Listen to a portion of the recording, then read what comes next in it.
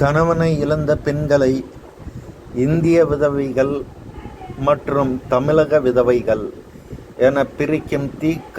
ஆசாமிகள் பற்றி இந்த காணொளியில் பார்ப்போம். ஒரு செய்தியை பித்தலாட்டத்தனத்துடனும் மோசடித்தனத்துடனும் வெளியிட வீரமணி ஆசிரியராக உள்ள விடுதலையை பார்த்துதான் கற்றுக்கொள்ள வேண்டும் என சொன்னால் அது மிகைப்படுத்தி சொன்னதாக இல்லாமல் உண்மையை சொன்னதாகவே நிச்சயம் இருக்கும். விடுதலையை பித்தலாட்டத்துடனும் மோசடித்தனத்துடனும் செய்து வெளியிடுகிறது என வன்மையான குற்றச்சாட்டை வைத்துவிட்டு அதற்கு ஆதாரங்களை வைக்காவிட்டால் ஆசிரியர் வீரமணி கோபித்து கொள்ள மாட்டாரா? அதனால் ஆதாரத்தை எடுத்து வைக்கிறோம். உலகளவில் இந்தியாவில்தான் அதிகளவு விதவைகள் வாழ்வதாக உலக பொருளாதார மன்றம் வேர்ல்டு எக்கானமிக் ஃபாரம் தனது இணையதள பக்கத்தில் ஒரு செய்தியை தெரிவித்திருந்தது.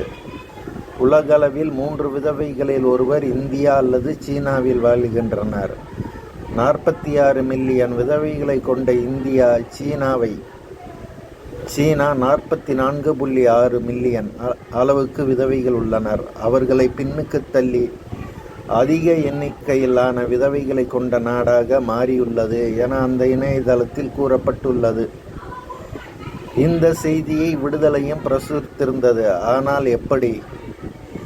பெண் விடுதலை பேசக்கூடியவர்கள் கணவனை இழந்து பல்வேறு துயரங்களுக்கு மத்தியில் வாழ்ந்தாக வேண்டிய நிலையில் வாழ்வது மிகவும் கடினமான காரியமே.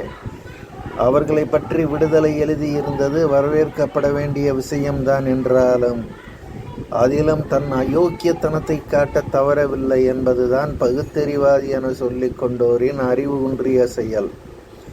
அதாவது விதவைகள் குறித்து செய்தி வெளியிடும்போது இந்திய விதவைகள், தமிழக விதவைகள், இந்து விதவைகள் என பிரித்து இந்திய விதவைகள் குறித்து கவலைப்பட்டு அக்கறைப்பட்டு தமிழக விதவைகள் குறித்து எழுதாமல் போவது அறிவில் அயோக்கியத்தனம் இருந்தால் தானே சாத்தியம். உலக பொருளாதார மன்றம் இந்திய விதவைகள் குறித்து வெளியிட்ட செய்தியை வீரமணியின் விடுதலை எங்கனம் வெளியிட்டு தன் செய்தி மோசடித்தனத்தை காட்டியுள்ளது என பார்ப்போம்.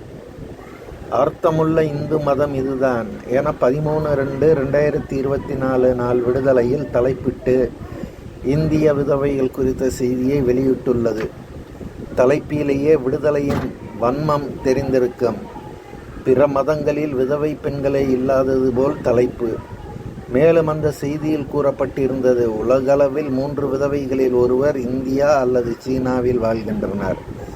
46 மில்லியன் விதவைகளை கொண்ட இந்தியா சீனாவை பின்னுக்கு தள்ளி அதிக எண்ணிக்கையிலான விதவைகளை கொண்ட நாடாக மாறியுள்ளது என்கிறது செய்தி. சீனாவில் 44.6 மில்லியன் விதவைகள் இருப்பதால் அங்கே பெருவாரியாக இருக்கிற பௌத்தத்தின் யோகியதை என சொல்லுவார்களா அல்லது கம்யூனிச ஆட்சியின் யோகியதை என விடுதலை முட்டாள்தனமாக எழுதுமா? விதவைகள் மீது அக்கறை கொண்டு அவர்கள் தன்னம்பிக்கை கொண்டு புது வாழ்க்கை வாழ வேண்டும் என நினைப்பவன் விதவைகளுக்கு மதம் பார்த்து ஒப்பாரி வைப்பானா? இத்தோடு முடியவில்லை விடுதலையின் யோகியதை. இனிதான் அவர்களது செய்தி மோசடி உள்ளது. தமிழ்நாட்டில் கணவரை இழந்த பெண்கள் அதிகமாக இருப்பது ஏன், செய்ய வேண்டியது என்ன என்கிற தலைப்பில் 23/2/2024 நாள் bbc.com ஒரு செய்தி. அதில் கூறப்பட்டிருந்ததாவது, கணவரை இழந்த ஆதரவற்றோர் விகிதம் தமிழ்நாட்டில் தேசிய சராசரியை விட அதிகமாக இருப்பதாக சமீபத்தில் தமிழ்நாடு அரசு வெளியிட்ட மாநில மகளிர் கொள்கை குறிப்பிட்டுள்ளது என்கிறது அந்த செய்தி. உலகிலேயே அதிக அளவு விதவைகள் இந்தியாவில் இருப்பது குறித்த செய்தியின் தொடர்ச்சி என இதனை சொல்லலாம். இந்திய விதவைகளை பற்றிய செய்தி வெளியிட்ட விடுதலை பத்திரிகை ஆசாமிகளுக்கு தமிழகத்தில் அதிக அளவு விதவைகள் இருப்பது ஏன் கண்ணுக்கு தெரியாமல் போனது? ஈரோட்டு கண்ணாடியை அணிந்திருப்பதாலா? கணவரை இழந்த பெண்கள் குறித்த அவலை செய்திகளை போடும்போதும் மாநிலம் பார்த்தா போடுவேர். கணவனை இழந்த பெண்கள் குறித்த அறிக்கையில் பல முக்கிய புள்ளி விவரங்கள் அளிக்கப்பட்டிருந்தன. அதன்படி இந்தியாவில் 5.6 கோடி கணவரை இழந்த பெண்கள் உள்ளனர் என்றும் இது மொத்த மக்கள் தொகையில் 4.6% என்றும் குறிப்பிடப்பட்டுள்ளது. ஆனால் கேரளா மற்றும் தமிழ்நாட்டில் தேசிய சராசரியை விட அதிகமாக கணவரை இழந்த பெண்கள் உள்ளனர் என அறிக்கை தெரிவிக்கிறது. உலகளவில் இந்தியாவில் விதவைகள் அதிகம் என சொன்னவர்களுக்கு இந்த செய்தியையும், இந்திய அளவில் தமிழகத்தில் விதவைகள் அதிகரிப்பு குறித்த செய்தியையும் வெளியிட வேண்டும் என்கிற சிற்று அறிவு கூட இல்லாமல் ஏன் போனது? வியாதி இருப்பதை ஒத்துக்கொண்டால்தான் ஐயா அதற்கு தகுந்த வைத்தியம் பார்க்க முடியும். இது கூட தெரியாமல் பகுத்தறிவாதி, பெண்ணியவாதி என்கிற கித்தாய்ப்பு. ஏன் கணவனை இழந்த பெண்களின் எண்ணிக்கை தமிழகத்தில் அதிகம் என்பதற்கு தரப்பட்டுள்ள காரணங்களில் மது பழக்கம், விபத்து, தற்கொலை மற்றும் ஈவே ராமசாமி மணியம்மையை மணந்தது போல் அதிக வயது வித்தியாசங்கள் நிரம்பிய திருமணங்களால் என தெரிவிக்கப்பட்டுள்ளது.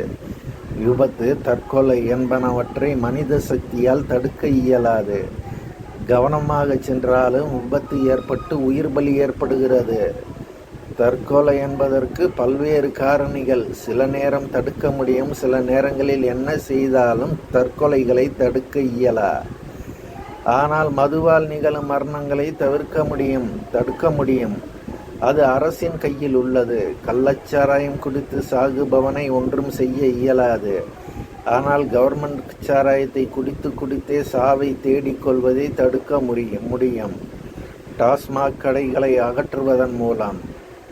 மதுவினால் இளம் வயது விதவைகளின் எண்ணிக்கை அதிகம் என அறியக்கூடிய விஷயம் மனதை ரணப்படுத்தவில்லையா?